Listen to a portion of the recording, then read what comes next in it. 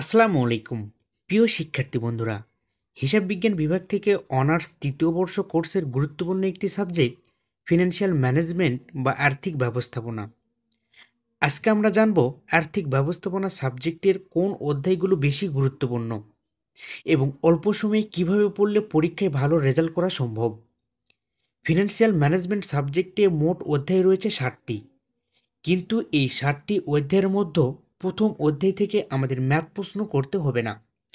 বাকি যে 6টি অধ্যায় রয়েছে এই 6টি অধ্যায় থেকে আমাদের ম্যাথ প্রশ্নগুলো করতে হবে। এই 6টি অধ্যায়ের মধ্যে কোন অধ্যায়গুলো পার্ট সি এবং পার্ট বি এর জন্য বেশি গুরুত্বপূর্ণ আমরা সেটি জানব। পার্ট সি এর জন্য গুরুত্বপূর্ণ ম্যাথ অধ্যায় এই 4টি: অধ্যায় 2, অধ্যায় 3, অধ্যায় 4 এবং অধ্যায় 7। এই 4টি অধ্যায় থেকে পরীক্ষায় প্রশ্ন বারবার এসে থাকে এবং পরীক্ষায় প্রশ্ন আসার সম্ভাবনা 99%।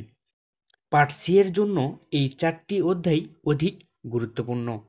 এই 4টি অধ্যায়ের মধ্যে কোন অধ্যায়গুলো আগে শেষ করে নিতে হবে এবং সহজেই শেষ করা সম্ভব সেটি আমাদের জানতে হবে।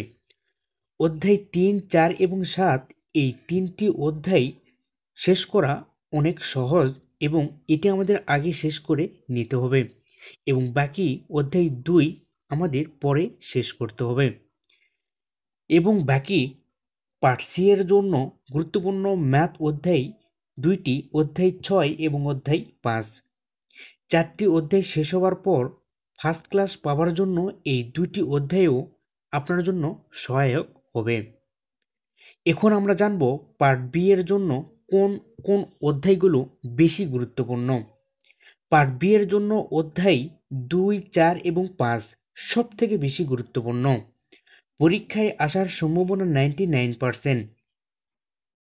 এ 3টি অধ্যায় থেকে পরীক্ষায় বারবার প্রশ্ন এসে থাকে এবং পার্ট বি এর জন্য বাকি যে 3টি অধ্যায় রয়েছে এই অধ্যায় থেকেও ম্যাথ প্রশ্ন পরীক্ষায় আসতে পারে।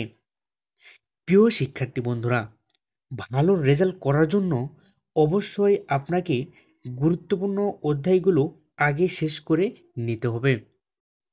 শুভকামনা প্রতিটি শিক্ষার্থীর জন্য। আল্লাহ হাফেজ।